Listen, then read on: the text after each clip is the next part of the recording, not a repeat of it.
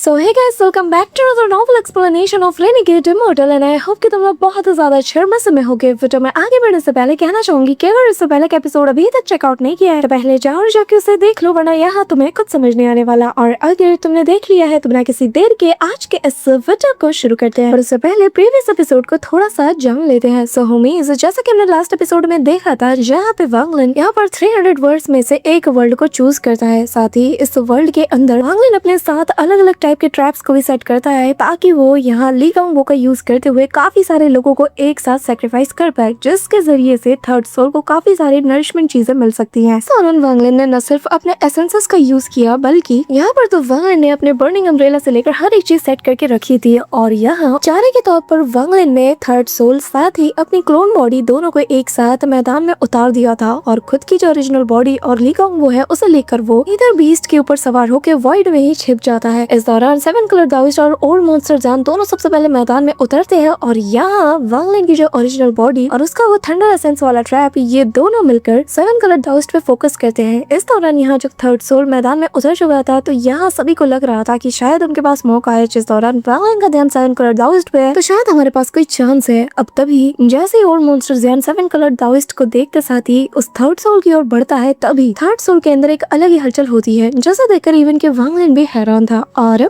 आगे हमारे चैप्टर के स्टार्टिंग में हम यहाँ पे वांगलिन को देखते हैं और जैसे ही वो यहाँ जो थर्ड सोल के अंदर चेंजेस देख पाता है, वांगलिन समझ आता है कि मुझे इन्हें इसके करीब आने नहीं देना। अब यहाँ पे जाइकिंग ने उसकी मेमोरीज में कुछ ऐसी चीजें छोड़ रखी थी जिसके जरिए से वांगलिन को पता चल गया था कि आखिर क्यों ये जो उसका थर्ड सोल है ये इतनी बुरी तरीके से रिएक्ट कर रहा है। अब वांगलिन इमीडिएटली जाइकिंग की मेमोरीज का यूज करते हुए कुछ हैंड साइंस बनाता है, जिसके चलते यहाँ पे जो थर्ड सोल था ये वापस से नॉर्मल हो जाता है। और ये चीज ना जो ओल्ड मॉन्स्टर जान है ये काफी अच्छे से नोटिस कर लेता है, लेकिन कुछ चीजें इसे भी नहीं पता जो कि सिर्फ थर्ड सोल और जाइकिंग यानी कि इन दोनों के मेमोरीज में है। अब तभी यहाँ पे हम वांगलिन के ओरिजिनल बॉडी को देखते हैं जहाँ पर भाई अपने वो ट्रू फॉर्म में आ चुका था और यहाँ 7 कलर दाविस्ट से देख कर ही हैरान था। वांगलिन के हाथ में था उसका वही 9 एक्स फुल किलिंग इंटेंट के साथ 7 कलर दाविस्ट की तरफ देख के साथ ही वो अपने कुल्हाड़ी को इसकी तरफ थ्रो करता है। और यहाँ ओल्ड मॉन्स्टर जैन जो कि ऑलरेडी वांगलिन के इल्यूजन में फंस चुका था वो यहाँ पहले तो काफी ज्यादा पैनिक करता है, लेकिन वो जानता है कि ये वांगलिन है जिसे किसने काफी अच्छे से ऑब्जर्व किया है। तो फिलहाल के लिए वो वांगलिन के रिस्ट्रिक्शन को समझना शुरू कर देता है। वहीं दूसरी तरफ हम देखते हैं कि सारे दिग्गज जो कि वांगलिन के रूथलेसनेस को देखकर हैरान थे, यहाँ पे 7 कलर दाविस्ट की लिटरली वो बैंड बजा रहा था। वो कैसे? क्योंकि एक ह्यूज सा एक्सप्लोजन होता है। ये जो एक्सप्लोजन था ये वांगलिन के एक्स को उसने जो फेंक के 7 कलर दाविस्ट की तरफ थ्रो किया था ना, तो तभी इसने इसे एक्सप्लोड करा दिया था। और ये वांगलिन की प्लानिंग का ही एक हिस्सा था, मतलब कि ये वांगलिन का 8वां ट्रैप है। अब यहाँ हम देखते हैं कि उस डिस्ट्रक्टिव फोर्स के चलते वांगलिन इंजर्ड था, लेकिन इस मौके का फायदा उठाकर वो सीधा अपनी क्लोन बॉडी की तरफ बढ़ता है, क्योंकि इस वक्त वांगलिन अपने ओरिजिनल बॉडी से ही अटैक कर रहा था। और तभी हम 7 कलर दाविस्ट को देखते लिटरली उसकी जो हालत हुई थी ना इस डिस्ट्रक्टिव फोर्स के चलते,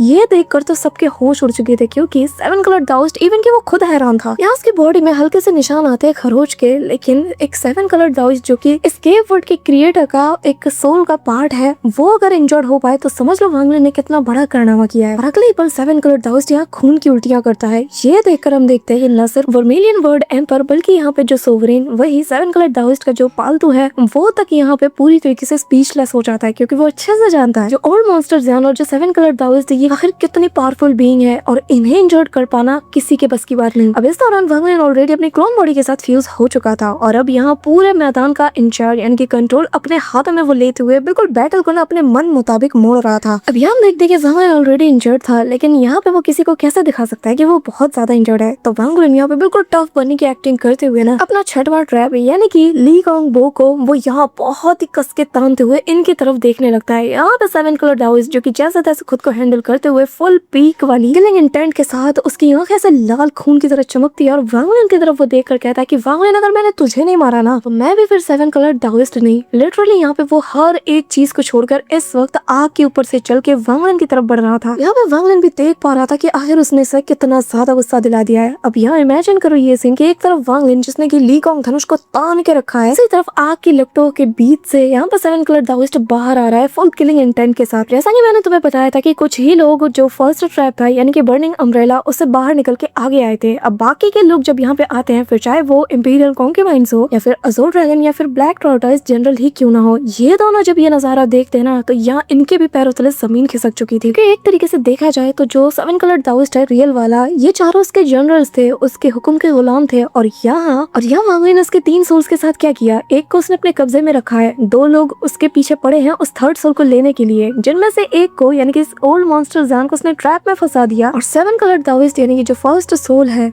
वो यहाँ पर बुरी तरीके से इंजर्ड है और इस वक्त वांग लिन को मारने के लिए जा रहा है। सीधा तौर पे कहा जाए तो वांग लिन इस वर्ल्ड के क्रिएटर से पंगा ले रहा है और सिर्फ पंगा नहीं, बहुत बुरी तरीके से अपना डोमिनेंस साबित कर रहा है। तो यहाँ ये चारों की ना हिम्मत नहीं होती कि एक कदम अब आगे बढ़ाएं, क्योंकि वो जानते हैं कि हम इसके बस की है ही नहीं। वांग लिन इन्हें उसी वक्त सरपास कर चुका था जब वांग लिन इनसे फॉर द फर्स्ट टाइम मिला था एंसेस्टर लैंड के अंदर, जब वांग लिन यहाँ पर अपने 9th रेवोल्यूशन को दे रहा था। लेकिन अभी तो ये बस शुरुआत है, क्योंकि वांग लिन का आखिरी ट्रैप अभी भी बचा हुआ है। इस दौरान जब दाविस्ट वांग लिन के बहुत ही करीब आ चुका था, वांग लिन स्माइल करता है और तब वो यहाँ अपने हेवनली डाओ को ऑर्डर देता है और कहता है कि यहाँ मौजूद हर एक को सफाचट कर जाओ। अब यहाँ वांग लिन की बात सुनते साथ ही जो हेवनली डाओ यानी कि वांग लिन का बीस्ट नीदर बीस्ट वो काम में लग चुका था। अब यहाँ हम देखते हैं कि एक सेक्शन फोर्स में वो यहाँ जिन्हें भी देखता है ना, वो यहाँ अपना मुंह खोलते साथ ही इन सभी को अपने अंदर भर लेता है। अब यहाँ तुम इसकी पावर का अंदाजा इसी से लगा लो कि इसने जो हमारी बिग अपॉर्चुनिटी यानी कि जो लियोन डाउफ है उसके साथ क्या किया था। बेचारा यहाँ हजारों सालों तक इसके पेट के अंदर फंसा था और नीदर बीस्ट को आज तक किसी ने अगर सबसे ज्यादा देखा है वांग लिन के बाद तो वो है 7 कलर दाविस्ट का चमचा यानी कि सोवरीन। यहाँ पे वो कुछ करने वाला था, लेकिन जब यहाँ वो नीदर बीस्ट को देखता है ना, अपना पैर वहीं पे रोक लेता है और वो समझ चुका था कि नहीं, अब मैं कुछ भी नहीं कर सकता।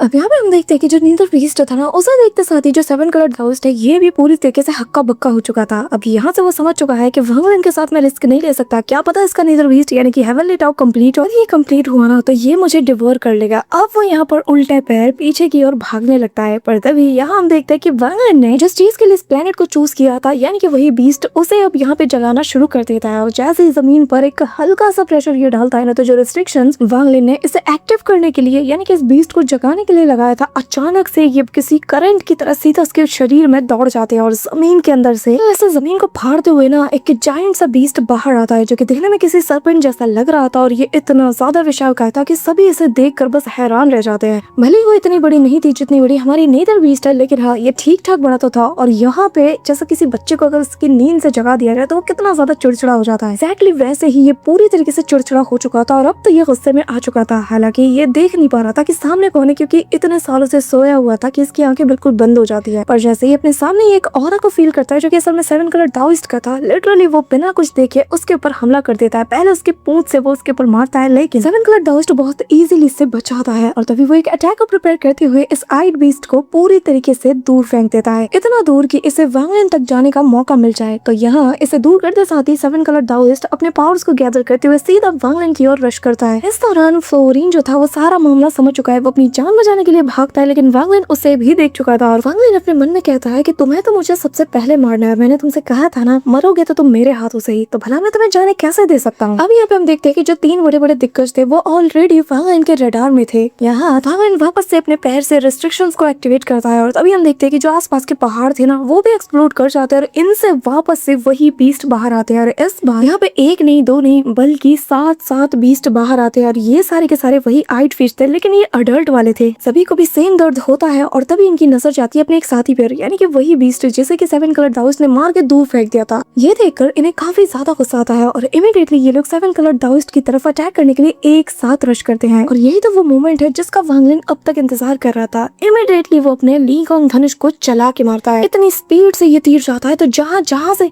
इतनी स्पीड से ये तीर जाता है और रास्ते में जो कोई भी आता है वो उसके इम्पैक्ट से काफी दूर जा गिरते, खून की उल्टियां करते, बिल्कुल बॉडी के चिथड़े उड़ जाते हैं। इससे पहले कि 7 कलर दाविस्ट डिसाइड कर पाता कि आखिर उसे किसे पहले निपटाना है, तब तक ये तीर सीधा इसकी छाती पे जा लगता है। यानी कि ये जो लाइट थी इतनी तेज होती है कि एक पल के लिए कुछ भी किसी को दिखाई नहीं देता, बस सफेद रोशनी सभी के नजरों के सामने छा जाती है और अगले ही पल यहाँ पे 7 कलर दाविस्ट को हम देखते हैं खून की उल्टियां करते हुए कसकर उसने तीर के पिछला हिस्सा पकड़ा रखा था और ये इसकी छाती पे धस तो चुका था, लेकिन 7 कलर दाविस्ट खून की उल्टियां करते हुए बहुत ही मुश्किल से इसने तीर को होल्ड करके रखा था। हालांकि इसकी छाती के पास से काफी सारा ब्लड निकल रहा था। 7 कलर दाविस्ट के आंखों में जो खून जो पागलपन वांग लिन के लिए था ना वो और पीक पे चला जाता है और इन जो कि काफी दूर पे जाग रहा था, बैकलैश के चलते अचानक से ये वापस से खड़ा होता है और वांग लिन के फेस पर एक डेविलिश सी स्माइल थी। 7 कलर दाविस्ट जब वांग लिन की तरफ देख रहा था, अचानक से ये जो बाकी के बीस्ट थे ये इसके ऊपर टूट पड़ते हैं और 7 कलर दाविस्ट एक हाथ से यहाँ अपने लिए बैरियर को बना रहा था तो दूसरे हाथ से तीर को अपने शरीर से अलग करने में लग जाता है। वो दर्द के मारे चिल्ला उठता है, बट फाइनली एट लास्ट वो उस तीर को निकाल चुका था और चीखते हुए वांग लिन का नाम लेता है। यहाँ इतनी जोर से वो नाम लेता है ना कि आसपास उसके वर्ड्स में भी काफी ज्यादा कंपन होने लगते हैं। और तभी यहाँ पे ये जो तीर था ना, ये डस्ट पार्टिकल में बदल जाते हैं और हमें वांग लिन को दिखाया जाता है जहाँ पे उसने धनुष कैसे तान के रखा था और ये तीर वहाँ वापस आ जाता है। अब जरा गौर से सुना,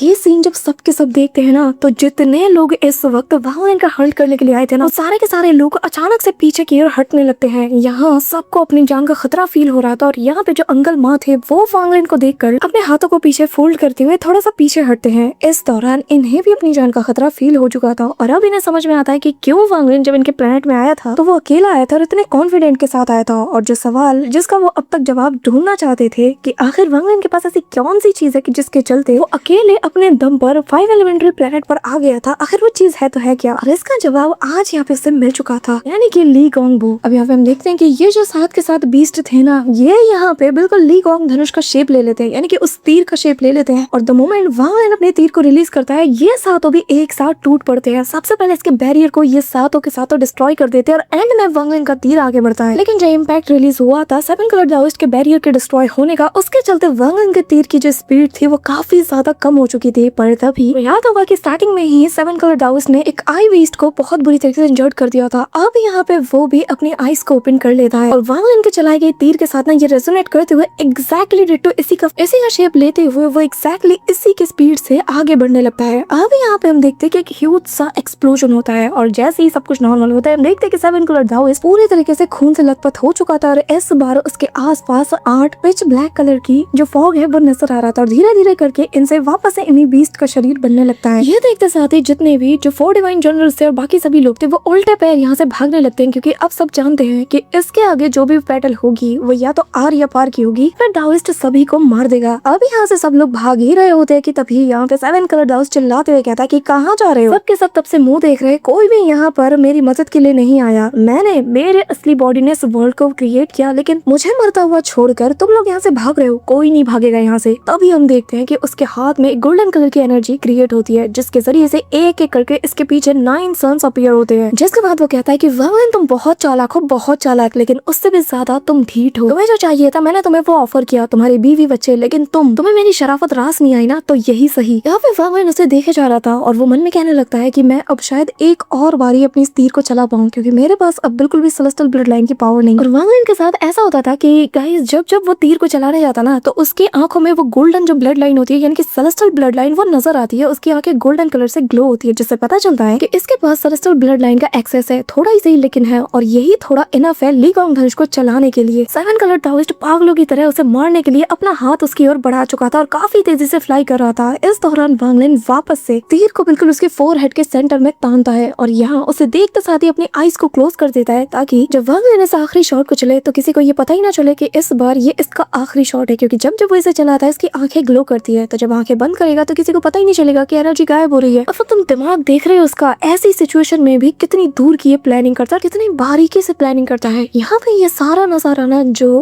ग्रैंड इंपीरियल ज़ोन है वो भी देखे जा रहे थे और वांग लिन की इस चतुराई से वो काफी ज्यादा प्रभावित थे। इवन की इस वक्त तक इनकी हार्ट बीट भी थोड़ी से तेज हो जाती है। हालांकि ये बहुत ही ज्यादा रेयर होता है कि ग्रैंड इंपीरियल ज़ोन किसी चीज को देखकर उनकी हार्ट बीट ऐसे तेज हो जाए। यहाँ पे हम देखते हैं कि 7 कलर दाओइस्ट एक एक करके अपने सारे सेंस को वांग लिन की ओर फेंकता है और वांग लिन का तीर भी चल चुका था। दोनों चीजें टकराती है, ह्यूज सा एक्सप्लोजन होता है, आसपास की चीजें डिस्ट्रॉय हो जाती हैं, जितने भी लोग चपेट में आते हैं सबके सब मारे जाते हैं। सिर्फ बड़े बड़े दिक्कत जिनमें बस गिनती के लोग थे वही जैसे तैसे अपनी जान बचाने लगते हैं, लेकिन खून की उल्टियां सबके सब भर भर के करते हैं। डिवाइन जनरल में से तो एक सबसे पहले चपेट में आता है और उसकी बॉडी ऑन द स्पॉट खत्म, कुछ भी इसका नहीं बचता। और तभी यहाँ पे जो 7 कलर दाओइस्ट जिसकी बॉडी काफी ज्यादा स्ट्रॉन्ग है, वो यहाँ अपनी डिस्ट्रक्टिव ऑरा से थोड़ा बहुत ही इंजर्ड होता है, लेकिन वो वांग लिन की तरफ देखकर पागलों की तरह हंसता कहता है कि ये तो बस कुछ ही सन्स है, बाकी का क्या होगा। फिर हम देखते हैं कि एक एक करके बाकी के सन्स भी एक्सप्लोड करने लगते हैं और जो डिस्ट्रक्टिव ऑरा इस वक्त वांग लिन की तरफ बढ़ रही थी, यहाँ वांग लिन भी उसे देखकर सीरियस हो जाता है, क्योंकि वो भी जानता है क्योंकि इससे फर्क नहीं पड़ता है कि इसके पास इस वक्त एंशिएंट ऑर्डर की ब्लड लाइन की पावर है, साथ ही एंशिएंट गॉड की बॉडी है, लेकिन इतना खतरनाक डिस्ट्रक्टिव फोर्स वो भी इसकी अब तक की कल्टीवेशन के हिसाब से सवाल ही पैदा नहीं होता कि वांग लिन इसे सर्वाइव कर पाए। तभी वांग लिन यहाँ धीमी आवाज में कहता है अब जो मैं करने जा रहा हूँ उसके लिए प्लीज मुझे माफ कर देना, लेकिन मेरे पास और कोई चॉइस नहीं। तभी वांग लिन आंखें खोलता है, इसकी आंखों में एक किलिंग इंटेंट था और एक डेविलिश सी स्माइल इसके फेस पे दिखती है। अब तभी यहाँ पे वांग लिन अपना एक हाथ स्पेस की तरफ बढ़ाता है, अचानक से एक क्रैक बनता है और यहाँ किसी चीज को वांग लिन खींच कर बाहर निकालता है, जो कि ऐसा लग रहा था कि सोते हुए मुद्रा में था, यानी कि कोई स्लीपिंग पोजीशन में होता है। वांग लिन इसे खींच कर सीधा अपने सामने लाके खड़ा कर देता है। ये था अपना बिग अपॉर्चुनिटी यानी कि लियोन डाउफे। और यहाँ हम देखते हैं कि जैसे ही ये डिस्ट्रक्शन हो रहा लियोन डाउफे से टकराती है ना, तो बिल्कुल इसके बॉडी पे जैसे कोई फर्क ही नहीं पड़ता। अब तुम्हें पता है कि लियोन डाउफे यानी कि अपना जो बिग अपॉर्चुनिटी है ये कितना ज्यादा स्ट्रॉन्ग है, साथ ही इसके पास प्योर सेलेस्टियल ब्लड लाइन की पावर है और इसकी बॉडी प्योर इमॉर्टल बॉडी है। यानी कि तुम समझ ही सकते हो कि भाई कुछ भी डिस्ट्रॉय हो जाए, यहाँ तक ये पूरा का पूरा वर्ल्ड भी डिस्ट्रॉय हो जाए, लेकिन इसकी बॉडी पर एक खरोच नहीं आ सकता। अब यहाँ पे बेचारा सो रहा था और वह इसे खींच के आगे लाता है। अब यहाँ इस तरह सारा डिस्ट्रक्शन जो हो रहा था उसके चलते यहाँ पे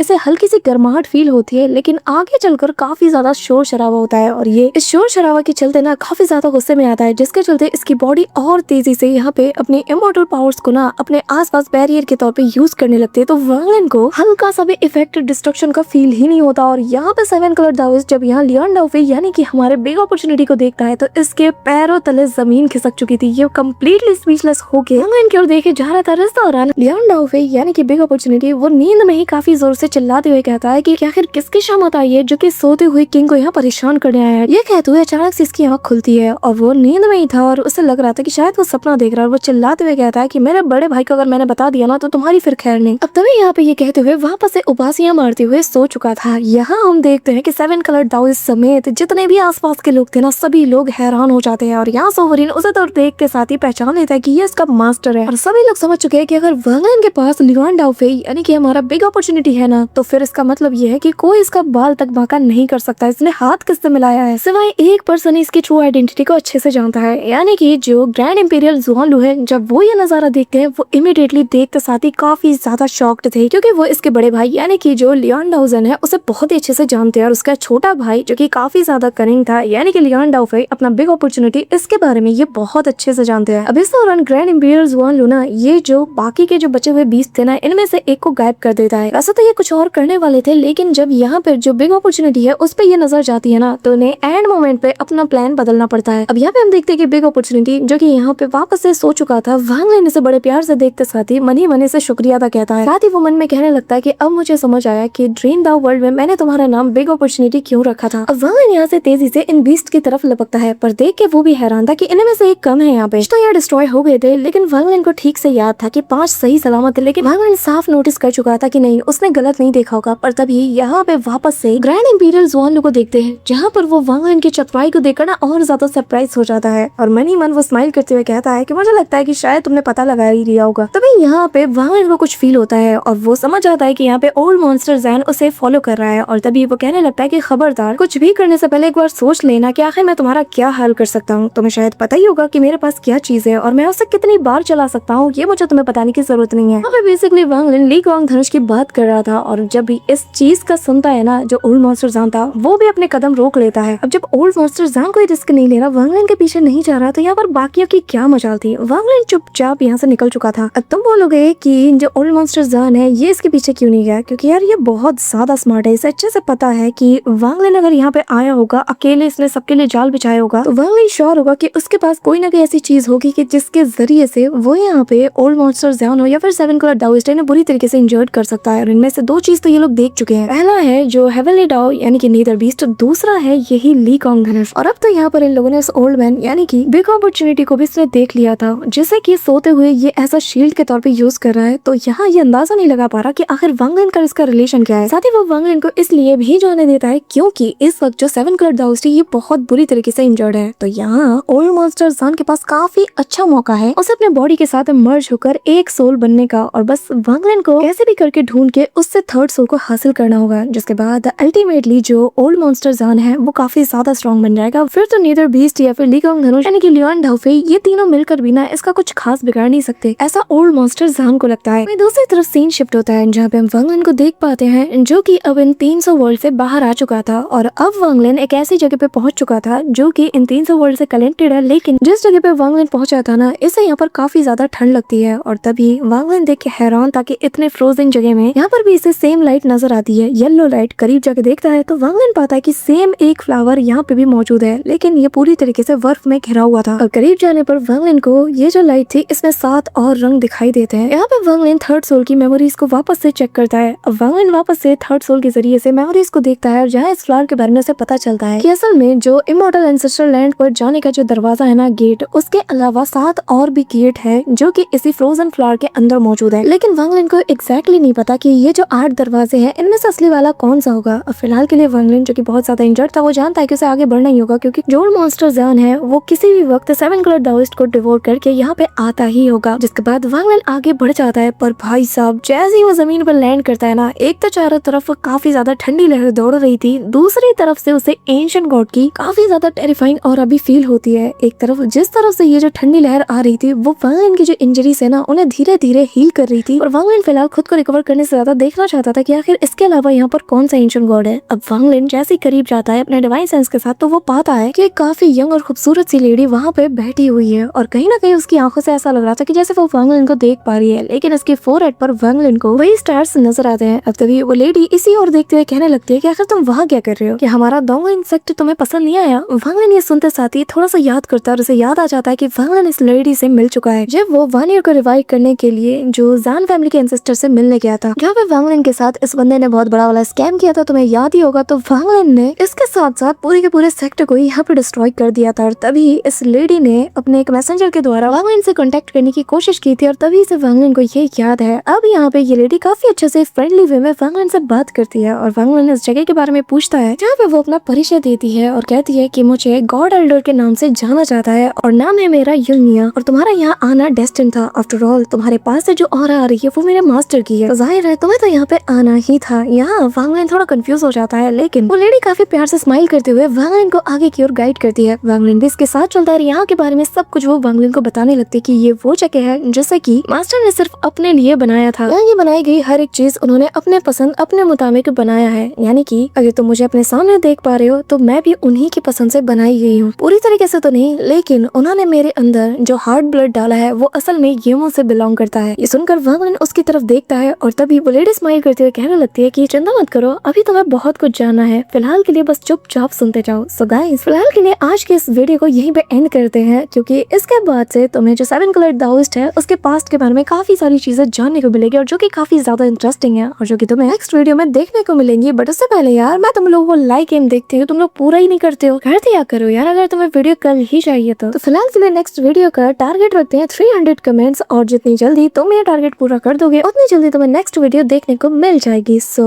that's all for today guys, I hope कि तुम सबको आज की वीडियो काफी ज्यादा पसंद आई होगी। अगर हाँ तो वीडियो को लाइक करना, चैनल पे नए हो तो सब्सक्राइब करना। तो मिलते हैं नेक्स्ट वीडियो में, तब तक के लिए बाय।